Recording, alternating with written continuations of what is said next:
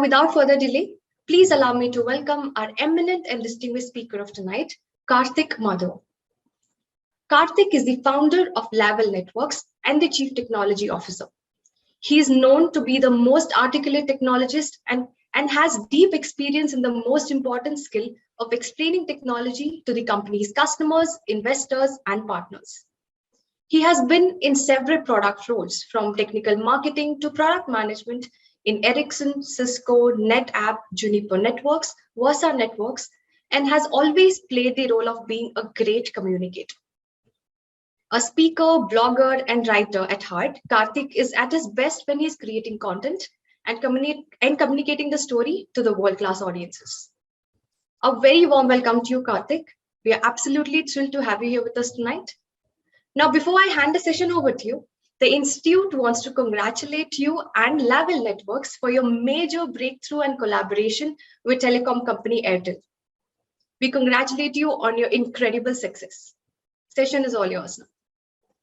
Thank you, Shama. Hopefully my audio is, I'm audible right now, right? So first of all, thank you for this opportunity and thank you for allowing me to share my journey. So I hopefully won't turn it into a GAN session. What I'm going to do is basically walk you through my career graph, starting out as an engineer and what I did and what helped me land up my goals. So if I can summarize the 10 critical steps, I think 10 critical steps have been in hindsight in terms of what I learned, what I did right. I did plenty of wrong things, but I did do some things right.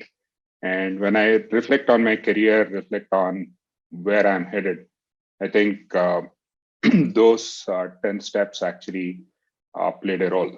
So I will actually share a deck, but the deck is more of a pointer to kind of make notes. And the real purpose of this entire engagement that I want to do is if I can inspire even one of you to actually go ahead and pivot into becoming a full-fledged product manager, I think this whole session would have actually served its purpose. So looking forward to it, and hopefully I can inspire, if not many, at least one of you to delve into that role. Let me share my screen and let me know once it's visible. I'm using my company template. So it's been a part of my life for the last 7 years since we started. But more interestingly, let me start with who I am and what I do. So right now I'm the CTO of Lavel Networks, more an external facing CTO than an internal facing one, though I have a lot of role to play with respect to shaping the product.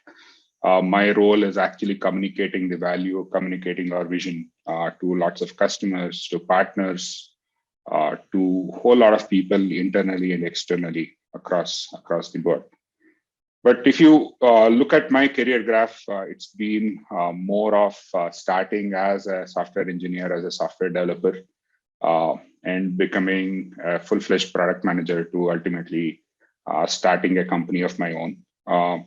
So a lot of insights, a lot of things will be biased in my story with respect to me starting off as a software developer, and but this is something that you can apply to any kind of role. So it doesn't matter whether you're starting off with a sales role or a support role or any other kind of roles, right?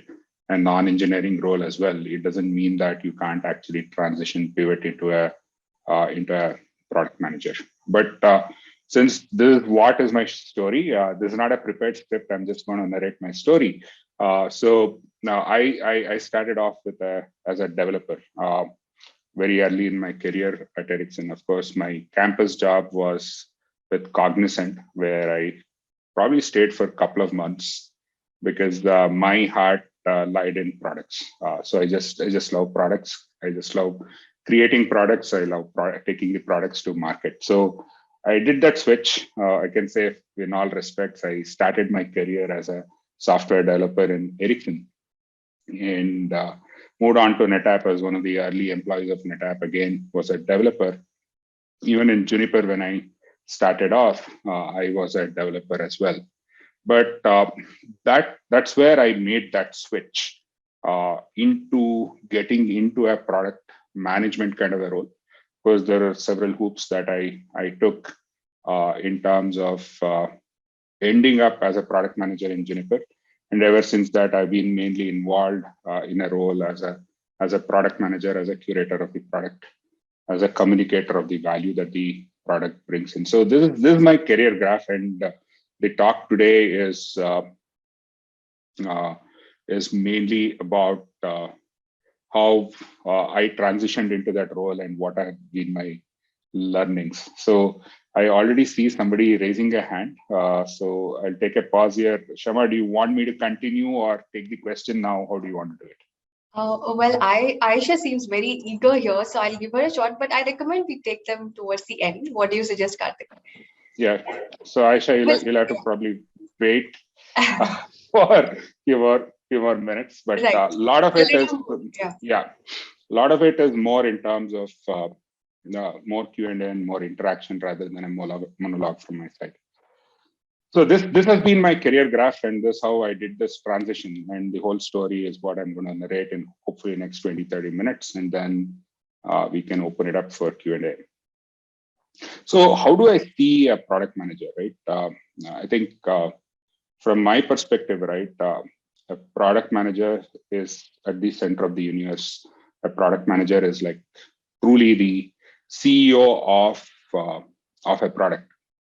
And what I mean by that is the buck stops at the product manager, and it's the responsibility of the product manager to define these four things, right? It starts with, what is the value that you're bringing onto the table?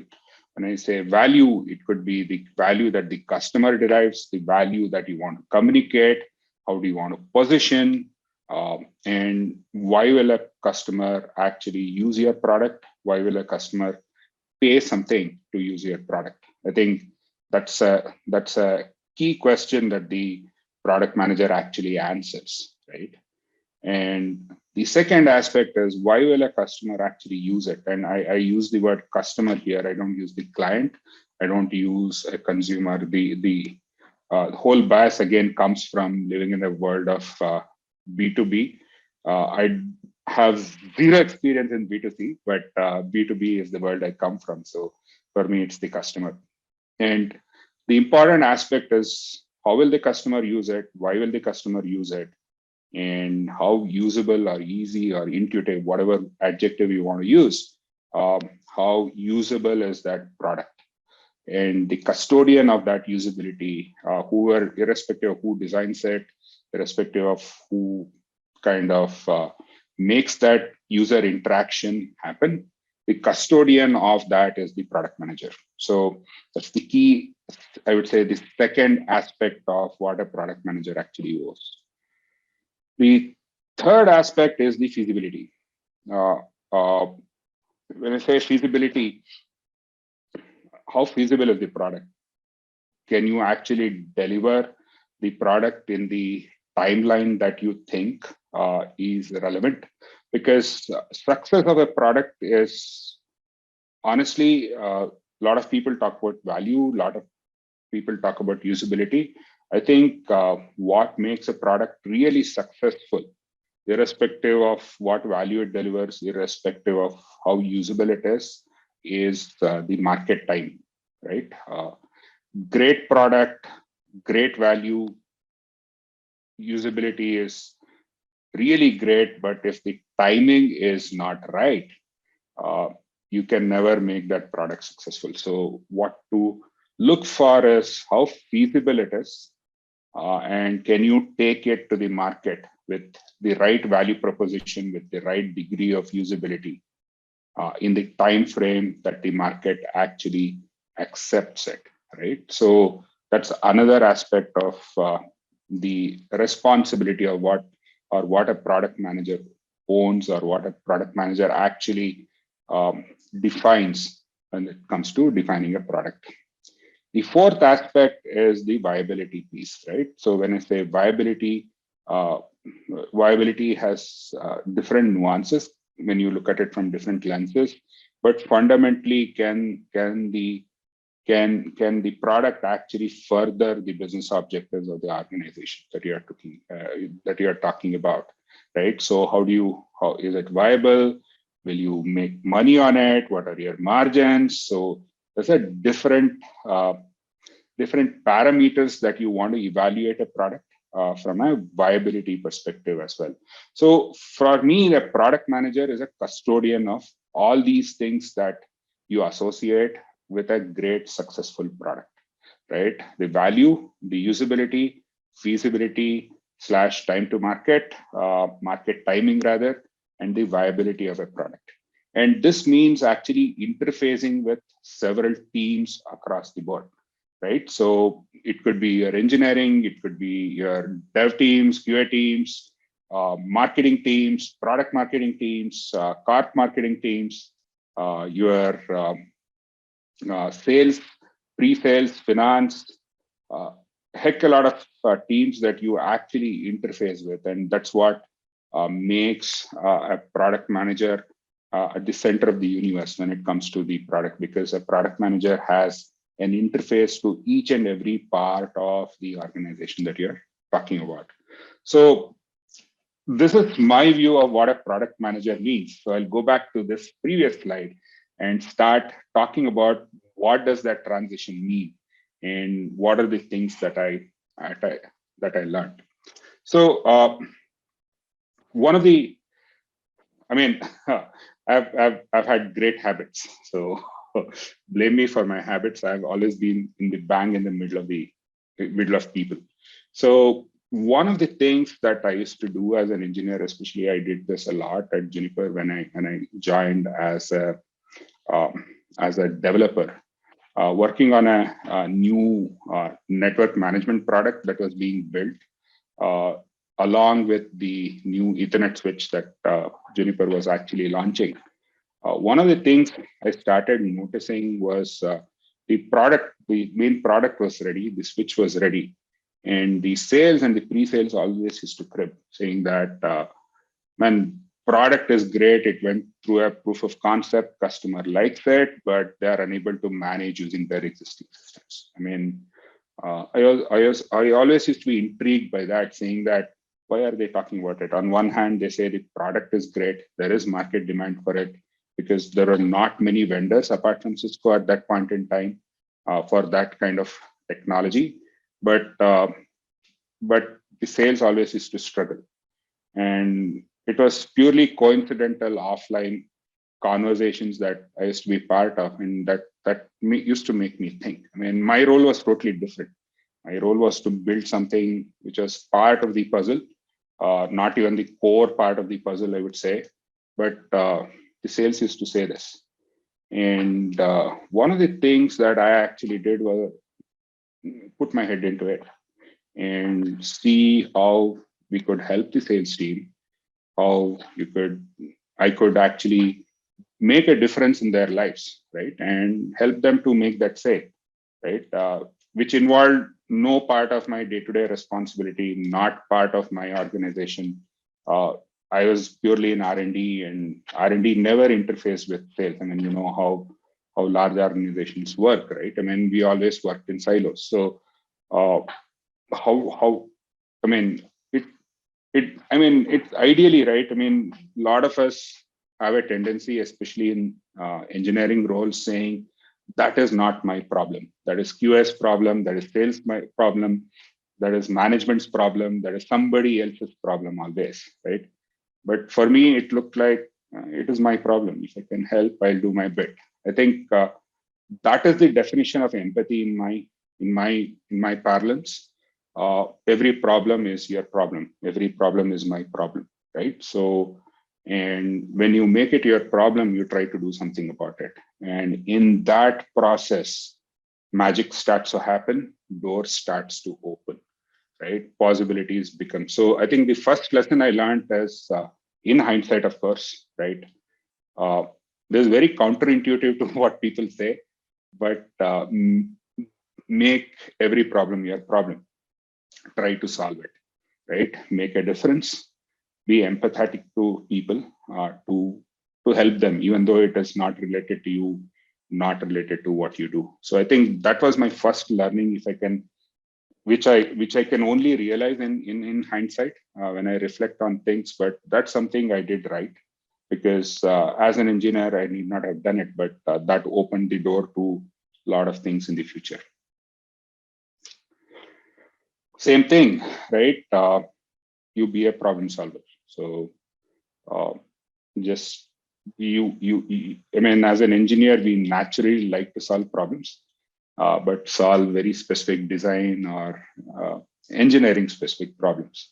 A lot of times, when you look at it, you always have a tendency, going back to the previous slide that I was talking about, that is not my problem. But when you make it a problem, be a problem solver. How can you actually solve problems for not just yourself, but a lot of people around you, where they may need help, they may not need help, right? But if you can solve something for somebody, I think that is nature's way of giving you back by opening doors to a lot many things that used to have. So going back to that story, that sales problem was actually, people used to struggle to get our switches integrated into customer environments, right? And what I did was actually bring 2-3 teams together, casual interactions, and the magic happened. And we were able to help the salespeople showcase, solve the issue for the customer, and the sale happened. So customer actually loved the product. Now the customer could also manage the product without changing their systems and practices in place. And everybody walked home a winner, right? So problem solving is about, it's not one versus the other. It's about solving the problem where everybody walks home as a winner, right? So that's a key aspect I think I did right, which led me to take up a very unique kind of role to start with, which I'll describe in a second. But there's this second aspect of what helps one pivot to a kind of a product manager role. You need not be a product manager to do what is right, that what a product manager would do, right? So it's in that sense, this alludes to that kind of thinking as well. The third aspect, which I think became very, very, very important, was when I did that transition. So though my designation was a technical marketing engineer, what happened with me was I was being promoted as an engineering manager, and I actually declined that promotion. I took up a new role in a new department being formed within the company, right? And the new department being formed was also because of what I described earlier, right? There was an acute sales need where there were a lot of external systems that customers used to use, and we had to integrate those products into those systems, especially from a network management perspective, right? And there are a ton of plethora of devices that Juniper used to make at that point in time. And there are very large vendors that used to provide those systems that customers used to deploy to manage the entire network. So we started something like a literally a 2-person team to get all Juniper devices certified and get them managed by all third-party systems, be it IBM systems or HP systems or computer associate systems. There are a plethora of such applications that people used to use. And again, here it was a very interesting role. We had to collaborate across BU. We hardly had any budget. We had literally nothing except for a couple of us. And we had to kind of look at what tools customers use, get different product lines from different BUs, beg, borrow, steal. We created a lab with zero budget actually, and got everybody to collaborate, get those applications kind of certified. And we documented that, we wrote that, we made the sale possible from a sales perspective. And everybody went home happy because customer adoption increased, customer satisfaction increased, sales started picking up, every BU liked it, and they started volunteering. So I think the key aspect is make everyone the winner, right? And the way you do it is you collaborate. It's always through collaboration that you see magic starts to happen, because as a team is what you can win. You can never win as an individual. So that's something that I would say helped me transition into a good technical marketing or a technical solution engineer. It was called partner engineering then. And I think we did some great work there. I mean, in fact, even now, a lot of people refer to that, though it's been ages since we did that. A lot of people refer to what we did, and that became a template for a lot of organizations to kind of replicate and use as well as we went through our journey there. But what it did was establish myself as that domain expert, right? Because I was collaborating across departments. I was collaborating across business units, across different kinds of organizations within that company. I became an interface and I could reach out. And a lot of people started reaching out, especially when it came to any kind of network management, any kind of integrations, any kind of applications that actually are needed to manage networks, right? And that helped me learn. So I became an acute learner. I learned. I used to spend a lot of time learning because there are a lot of things I did not know. But in that process, in the process of helping people, in the process of collaborating, I think I became kind of a domain expert there.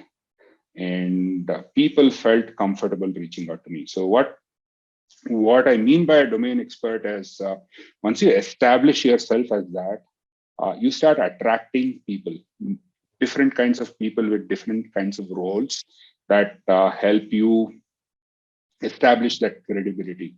Then the communication becomes really easy. People reach out, your voice gets heard, right? So that's one of the things that I think I did right.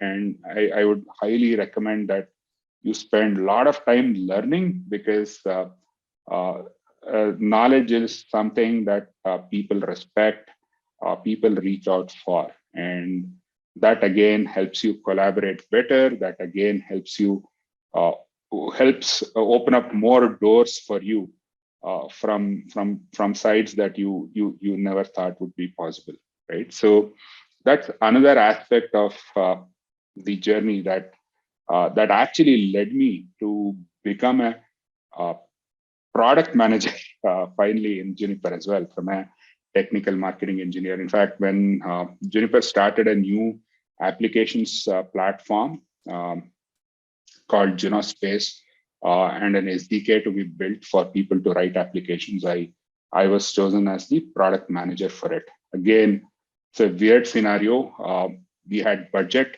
but we had no budget to hire people. So we actually had to find a team. In fact, we found an outsourced team that would build this for us. And we were accountable. I was accountable as a product manager to get that thing delivered in a time frame at right quality in that budget. Literally nobody reporting. I used to report to a senior director back then. There's no concept of anybody reporting to you or anybody under you, as some people call it, but you are accountable and responsible for that delivery. So absolutely no authority, right?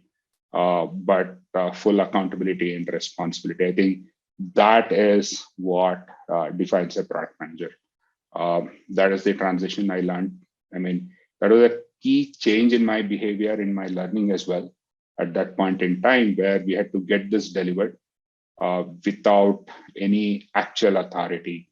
And this also gave me an insight into various other relationships, like establishing a business relationship, talking about business contracts, working with finance, working with legal, working with various other departments, which generally as an engineer or even as a technical marketing engineer, I wouldn't have actually interfaced with. So this opened up a whole new world for me as well.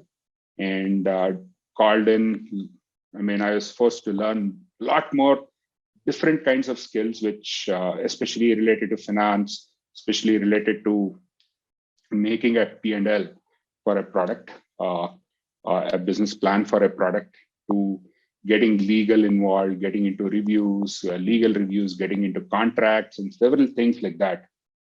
Again, no authority over any one of these teams, but you, as a product manager, you are responsible and accountable to get this in. I think this is a key transition and a key aspect of my learning that I had when I transitioned to a product manager at Juniper. So before that, it was all about the skills that kind of enabled me to make that transition. I think this was the key piece which people look for when you can influence others with your thought, when you can influence people to tread your ways, to give you a patient hearing, to try what you are saying without having any authority over them. I think that's a key aspect of what I would look for in a product manager: ability to influence. Again, it boils down to the human network that you build. Your success as a product manager solely lies in your ability to build relationships with people, right? And that comes from the fact that product managers typically have no authority. They have absolutely zero authority. They are absolutely accountable and responsible for the product, but they have no authority over who's building the product, who's selling, who is funding the product, who is collecting the revenues for the product, or anything whatsoever, which is all about the product, right? So you got to influence, you got to win trust of people, to get people to do what you want and get people to listen. It could be internal as well as external. I think what comes to play here is basically your, I won't even call it soft skills, what defines us as a human being, right? Your human skills to collaborate, to interact, to be part of a larger thing. And how do you enroll people? How do you influence people to enroll into your thought and your set of objectives that you want to kind of achieve as results, right? So I think that is the key aspect of the whole thing that you see. This, no authority, yet you're accountable and responsible, and your ability to make that happen through your human network. That means a lot of things. Even being a non-product manager, when you actually have to get involved to help somebody else, or as a product manager, you encounter a lot of stakeholders. I think where a lot of us fail is how do we manage those expectations? Be it customers, be it your managers, be it your co-workers, be it other departments. Everybody has their, I mean, we need to learn to put on their shoes and look at it from their perspective. And as a part of it, you need to manage a lot of stakeholders, right? And one of the key aspects of product management is to manage those. I think that's a very understated aspect of this. And again, comes from your ability to build the human network. I mean, it boils down to how good are you with people? How empathetic are you with people? And how can you establish those connections to make things happen? This is probably the more understated and aspect of this. Fortunately for me, even as a developer, right? I always like to write. I mean, you can open up any bug fixes that I've done, or my code. And I used to be a pretty good developer. I can't claim that to be now. It's been a while since I actually wrote production quality code, but one of the things I always loved to do was actually explain what was there, be it in the design, be it in the code in terms of comments, or even the bug fix, giving an explanation as to why bugs were happening.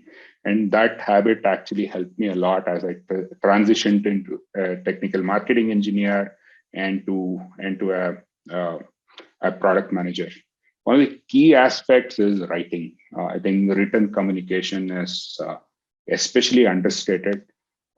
In this world, we tend not to write, right?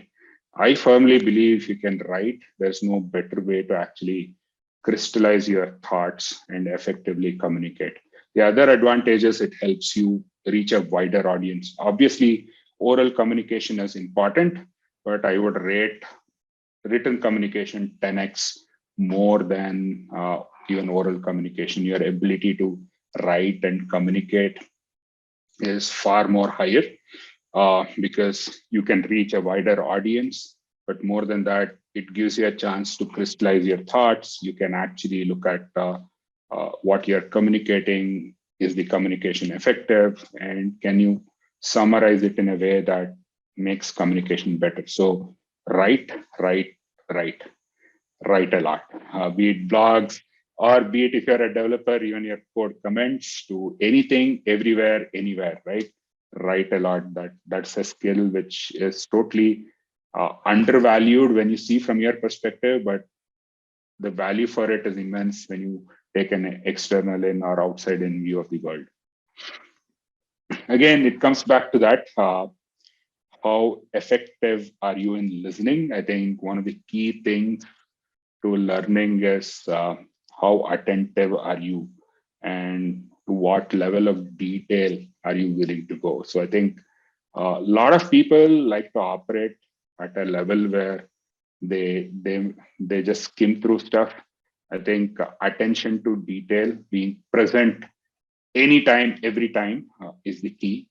That not only opens doors, but also helps you catch those nuances. It's your way of telling the universe that you are open to opportunities, and somehow universe makes it happen. I think attention to detail is what makes things really happen. Finally, it's about passion. Uh, you should have that fire in the belly. Whatever you are trying to do, it doesn't matter what role you're playing. Nothing is mundane, nothing is routine, nothing is ordinary, right? I think if you are passionate, rest of it automatically comes. So have that fire in the belly. And every role I played, I think as a product manager and as a technical marketing engineer before that, even as a developer before that, that passion was always there, and that somehow will never die inside me, in spite of anything and everything. So I think ultimately it is about how passionate you are about what you do, and that is probably the secret recipe to becoming a product manager. You can't be mundane. You can't be I would call it lifeless if you're not passionate. Sorry for that, but passion is something that makes everything possible. So do everything with passion. I think this is my journey. This is my story. A lot of anecdotes I can go on. I think I've already spoken for 37 minutes. I did not intend to do that. I want to give people a chance to ask questions. Anything and everything is okay. No question is stupid.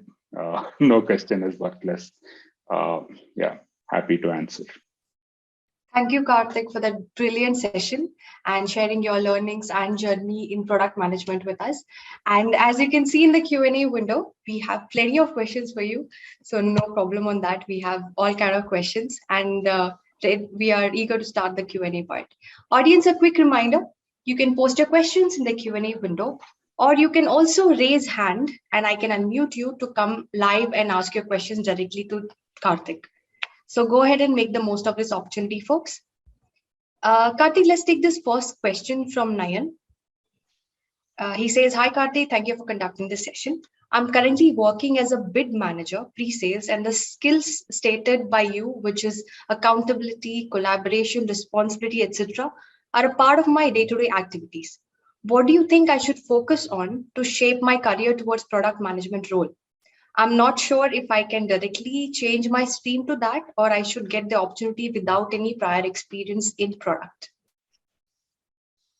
Nayan, right? So I don't read that question, but I get what he's asking for.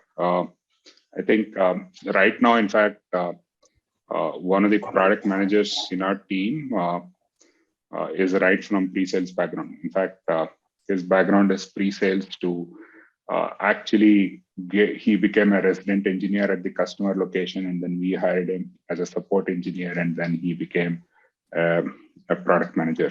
I think it's a lot easier for you, Nayan, compared to lot of us, because you have a chance to actually your role demands a lot of collaboration, a lot of interaction with a lot of teams in your organization and as well as externally.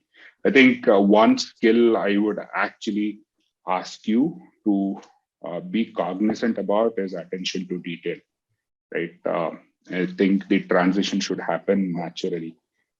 Getting the pulse of the problem, getting the value that the customer associates with the problem. It's not just about positioning. I think if you start paying a lot more attention to detail, product management roles should happen naturally for you. You need not be from an engineering background or a development background or a QA background for it. I think pre-sales is the preferred, in my opinion, background for a product management role.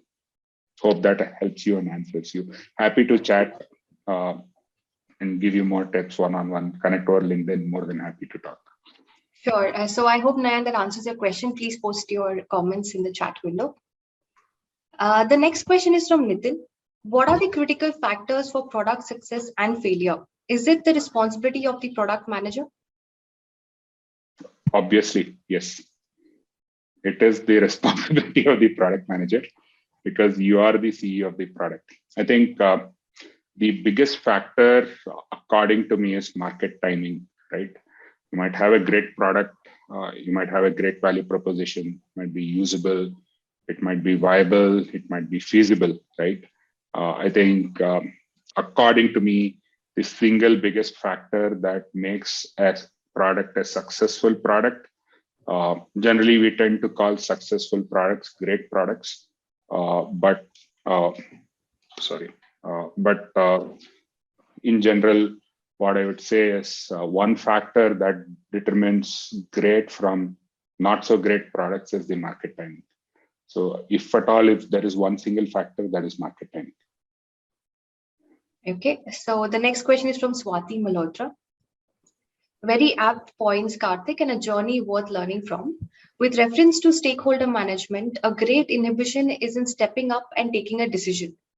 What if that backfires? So how do you rate riskability and one key roadblock to get over? Would be great to have your insights into this.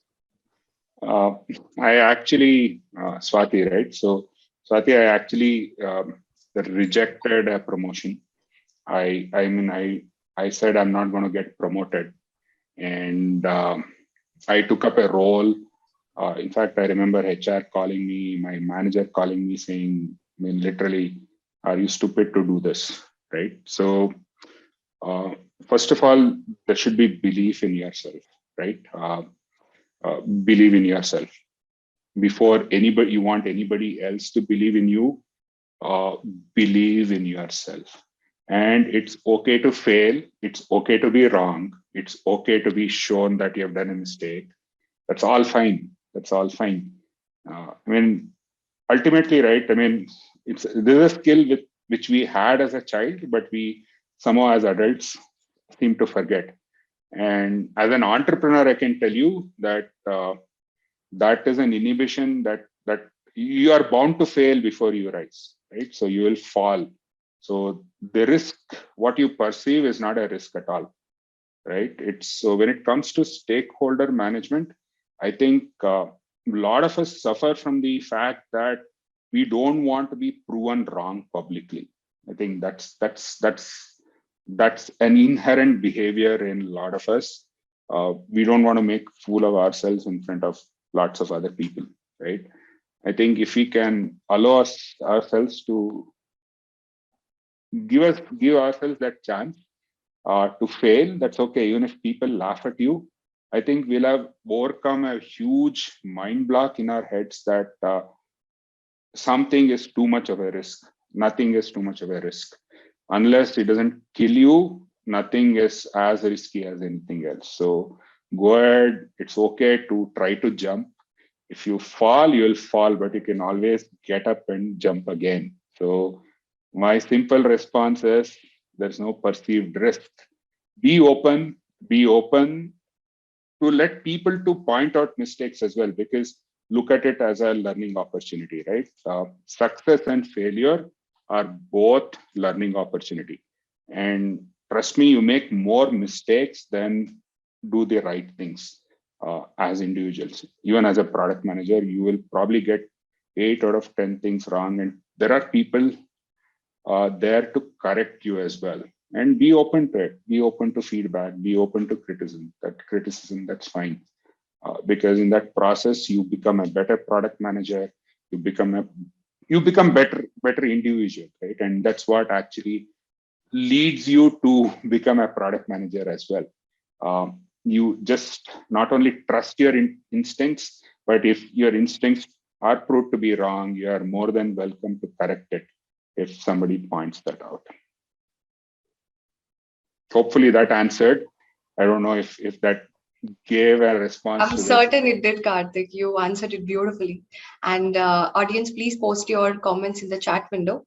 And I see a lot of questions coming up in the Q&A window, but no raised hands. So audience, encouraging you all to raise your hand and come online and ask your questions live to Karthik and have a discussion with him. How about Aisha? Aisha, you were the first one to raise hand. I see your question in the Q&A window. Do you want to come forward? Okay, Vishal has raised his hand. Vishal, you can go ahead and ask your question now. Hi, Karthik. Vishal here. Vishal. So basically, I had basically two questions. One is, how much of there is an overlap between a product manager and a product owner from the Scrum and Agile context? And if somebody is in product marketing, from the all the people will be somewhere interacting with the customer, and somebody will be in the back end. So that is question one. And question two. So if you can reply, and I can come back to the question two later. Sure. So I see this as a cycle, Vishal. So in fact, there's a nice graphic. I'll try and pull it out at some point and share with you all. So I think the life cycle I see as a product owner to a product manager to a product marketeer to a VP products, and a VP products has a culmination of all these skills, right? VP products has the vision. The product marketeer learns to communicate that vision. The product manager executes on that. Brings all the aspects that are required to execute on that vision. And a product owner actually gets his hands dirty to follow through and get that executed, especially on an inward basis, especially if you're talking about software development, working with the teams, dev, QA, all the peripheral teams that are associated with the product to execute it, to track it to execution, right? So that's the cycle that you see. So the product owner to product manager, you tend to have a lot more points of collaboration.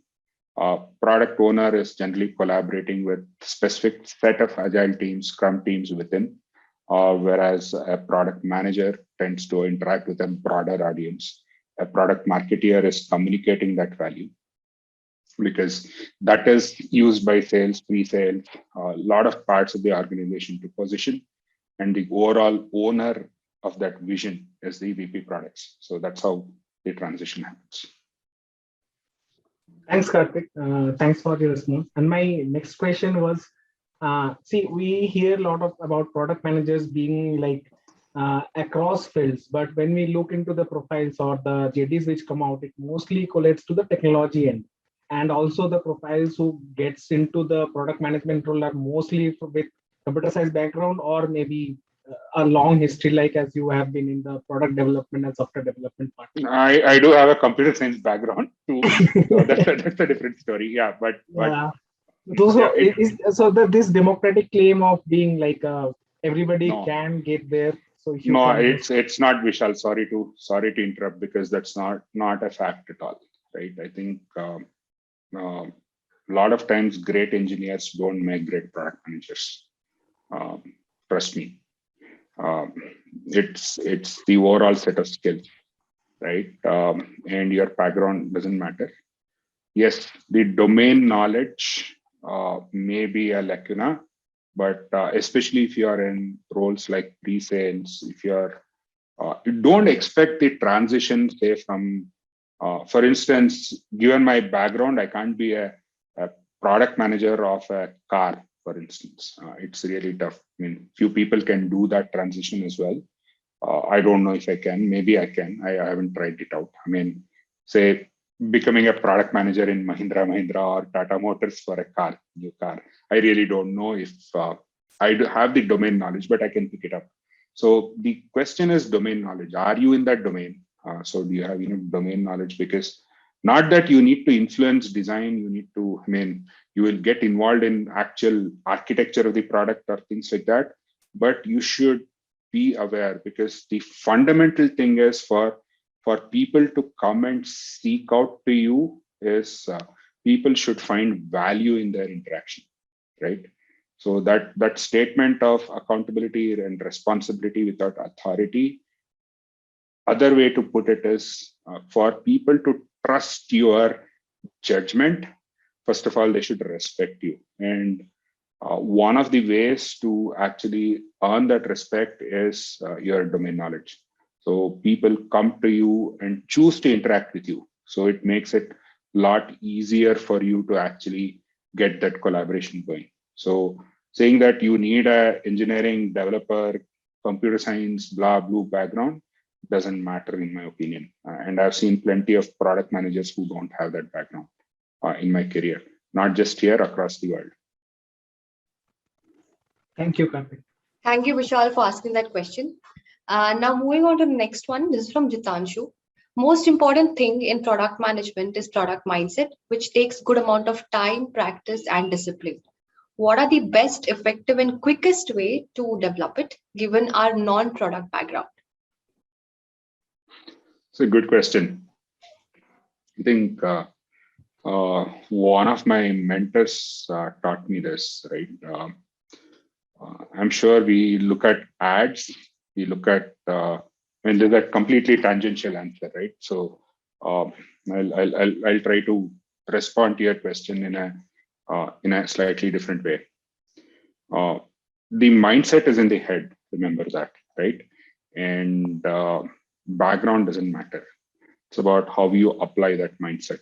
For instance, I don't have an MBA. I had zero, exposure to marketing or anything else, right? Today, pretty much I can play any role in my org, and in any org for that matter, right? And that comes from the mindset. If you look at an ad, you look at a billboard, you try to ask yourself, what is that person communicating? What is that ad trying to say? Whom is it actually relevant to, right? I mean, it could be a biscuit ad, it could be a car ad, it could be a software ad, it could be a car ad or anything ad. I'm just giving an example. It's in your mindset. And in every interaction, every instance of life, if you want to call it, as you live through it, you can actually build that.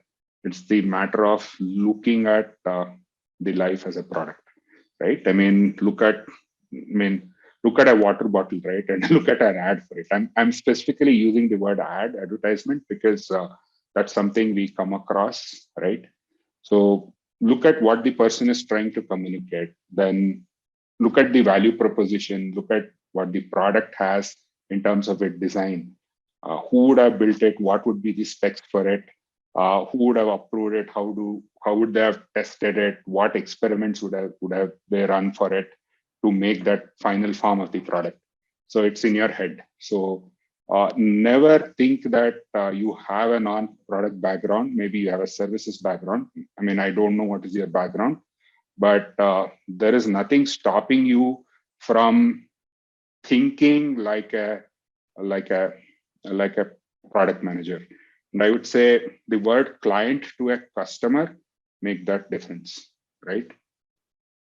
Even in your, terminology in your head, the person is not a client, the person is your customer. There's a huge difference in the way you think when you start thinking as a customer instead of thinking as a client when you are thinking about any product or a user of a product. I would say that that's the easiest way to make that mindset change. Jitansh, I would like to hear for this specific question, because a lot of us think in this way, just the client to customer, and then every interaction start looking at how do you design it, what is the value you are communicating, who would be the user, what kind of user testing would they have done, is this the right price point, why are they charging this versus not that, what would be their COGS, what is the cost of producing that, what margins, what are the volume sales, so what is their gross margin, what is their actual margin on net margins that they would have, what is the total revenue, whether it's recurring, what would be one time, everything comes out from that. And everything is a metric that you can measure ultimately. That was a very elaborate answer to his question, Karthik. Great job. And Jitanshu, let us know if that answered your query. So this next question is from Sri Ramalu. Congratulations, Karthik, on the investment from Airtel. What are the key lessons from Lavel Network success? Did your product management skills help in the success of Lavel Networks? I had to reinvent myself as a product manager. To be honest, entrepreneurship is a different beast. There have been a lot of, product management skills. The skills helped me a lot, but I had to unlearn and learn a lot of things and acquire a whole new set of skills, right? One thing that actually helped, I think somebody asked, I think Swati or someone asked before, with regard to stakeholder management, how do you overcome risk? How do you actually overcome your inhibition? I think that was the key learning I took forward when I started my journey as an entrepreneur. I had no inhibitions. I mean, you won't believe it. A close mentor / friend of mine once told me what you are trying to do when we were starting. I think you shouldn't do it here. You should do it in US. I said, I don't want to go to US. They said, no. I said, why won't you want to go to US? I said, I gave a very flimsy reason. I said, I don't have a work visa, right? I don't have a work visa. I don't want to go to US. He said, why don't you marry somebody in US and then move? You can do this. You'll have a great product out there. What I'm trying to say is there'll be a lot of naysayers. There'll be a lot of people who will think you're stupid. I think that stakeholder management, that ability to fall and get up and run again. There's a very famous saying by Martin Luther King. I think it's Martin Luther King. You run if you cannot run, you walk if you cannot walk, you crawl, but you keep moving forward. I think that's a skill. That is the risk taking. You have that mindset, whether you're a product manager or not a product manager, you'll be successful in whatever you do because there's no inhibition stopping you. Perfect. Sriram, post your comments and let us know. So this next question is from Karthik. He's going to come online. Karthik, go ahead and ask your question. Yeah, am I audible? Yes, you are. Yeah, Karthik. Yeah. Hey, Karthik. Yeah, myself, Karthik, and I have a quick question. I'm from an OEM background and about 13 years experience in the same OEM background. But right now, I was thinking that I have to shift to the software as a product manager. I'm product manager here. I want to switch to an software, but I don't have the technical skills and I don't know the know-how of about it. So I need some tips and suggestion. How do I accelerate my learning and contribute there as well? Awesome. So when you say OEM, I'm assuming you're manufacturing something, typically a hardware. Is that right? Or you are a product manager for some distributor. Is that right? No, the first one, I'm a product manager for a semiconductor company. Awesome. Okay. Awesome. I think this is actually a real good question. So I think, Karthik, what needs to happen is build on the value prop, right?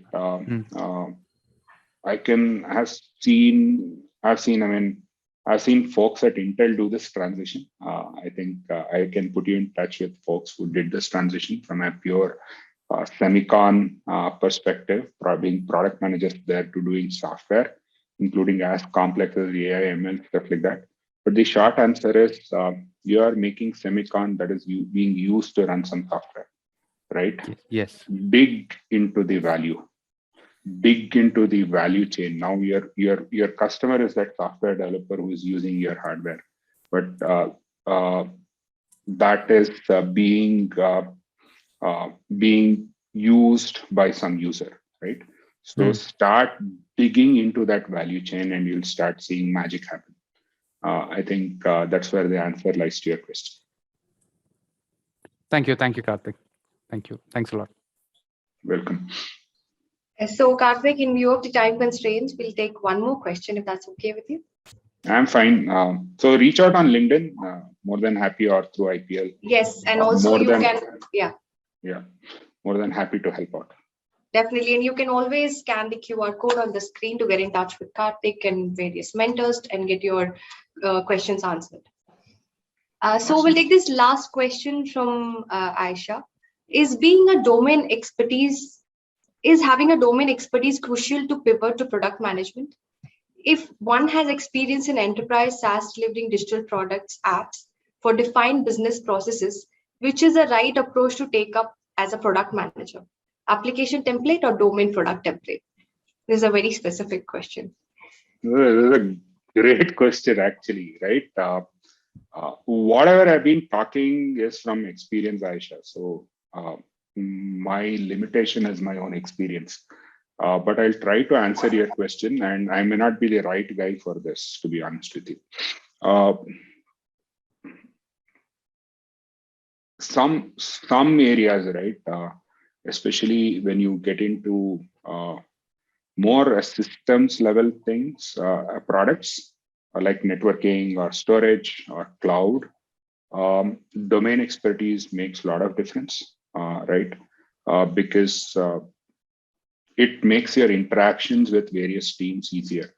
But if you're talking about business process, if you're talking about product managers for that, I think it does help to know it, but I'm not sure if you need the domain expertise. You can actually change domains and be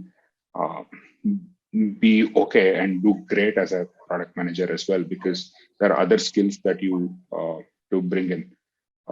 So I can refer you to people who are in such business process or application domains as well, because what I'm talking through is out of my experience, and I'm not qualified to answer your question, to be honest. But this is what I feel. But I can always put you in touch with folks who have done that and who are in that domain or business process, if you can say. Does that help you, or it's okay to say that, Karthik, you didn't answer my question, but I'm being honest. Okay, so that sums up the Q&A part of the session. Thank you so much, audience, for your enthusiasm. And we have. I'll take one last one from come. Pratik. I liked this question. Engineers by nature of their job are logical and objective. Sales and BD have a lot of subjectivity, right? Product manager balances both. You need to be objective, you need to be empathetic, you need the skills of a BD and a salesperson, and you need the logic of an engineer as well. Remember, irrespective of, I come from an engineering background, but what sales has taught me doing sales as well, because you are the first salesperson for your company, which you start. there are a lot of skills that a sales BD person has that are highly relevant, even if you are not a sales BD person, even if you are an engineer. Ultimately, remember, you are selling. If you are selling also, you're selling your code. If you're interviewing, you're selling yourself. Just that the sales BD person is selling a product. So it doesn't matter. There are a lot of soft skills, a lot of skills, and it doesn't matter which background you come from. The skills that you carry will help you. And those are skills are not God-given gifts. Those are skills that you can learn, and anybody and everybody can learn. Hopefully that answers your question. Thank you, Karthik, for taking that one last question. And again, thank you, audience, for the enthusiasm and the plenty of questions that we couldn't answer. Please feel free to scan the QR code and get in touch with your counselor, and we'll help you out with your career decisions. Hey, thank you so much. Thanks for this opportunity, and thanks for bearing with me as well. Right, I just shared my experience, my career graph, and hopefully, if it can help you, I'll be grateful. Thank you so much. Thank you, Karthik. We have enjoyed having you with us, and it's been a complete pleasure. Please accept the certificate of appreciation from the Institute. We are grateful for the time and effort you took to share your thoughts and amazing insights drawn from your years of research in the industry and your journey. And I'm sure our audience has benefited immensely from your talk.